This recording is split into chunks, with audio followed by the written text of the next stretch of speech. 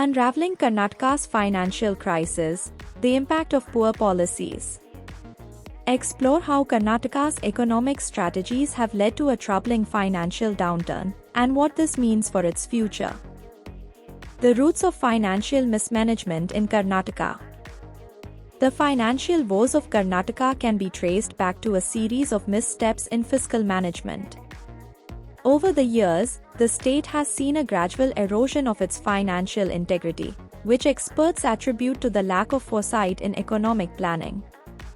In particular, the state's budget has suffered from over-optimistic revenue projections and underestimation of expenditure requirements, leading to a mismatch that has strained the fiscal fabric of Karnataka.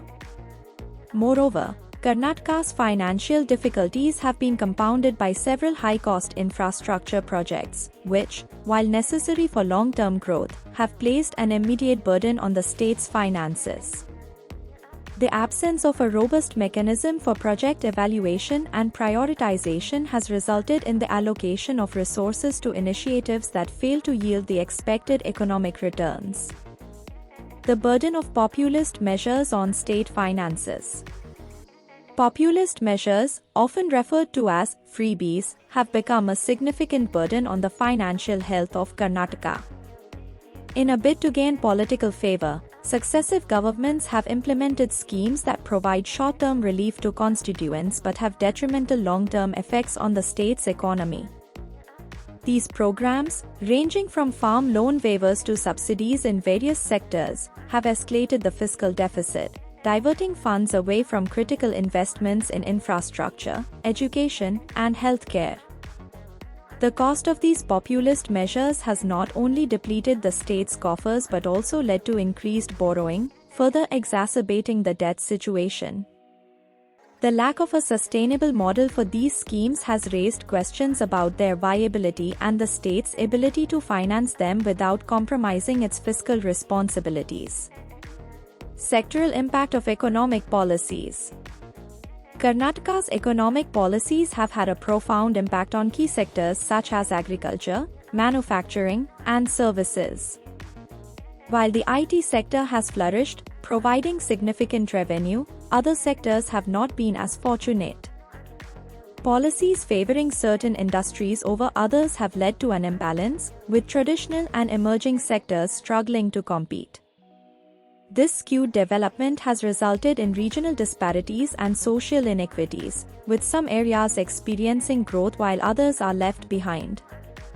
Furthermore, the state's focus on capital-intensive industries has not translated into proportional employment growth, leading to a mismatch between job creation and the workforce's skill set.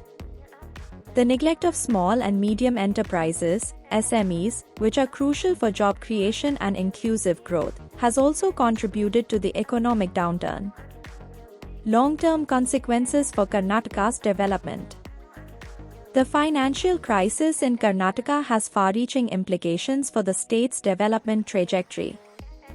Persistent fiscal deficits and burgeoning debt levels can cripple the government's ability to invest in essential public services and infrastructure.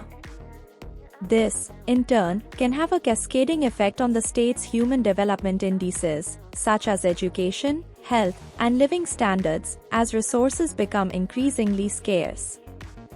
Moreover, the state's creditworthiness and investment climate are at risk, potentially deterring both domestic and foreign investors. The lack of confidence in the state's fiscal management could lead to a reduction in investment flows, which are vital for stimulating growth and creating employment opportunities. Exploring solutions and strategies for financial recovery. To navigate out of the financial crisis, Karnataka must adopt a multi-pronged approach that addresses the underlying issues of fiscal mismanagement. This includes implementing stringent budgetary controls, enhancing revenue collection, and rationalizing expenditure. The state must also reevaluate its portfolio of populist measures, focusing on the sustainability of schemes and their long-term benefits to the populace.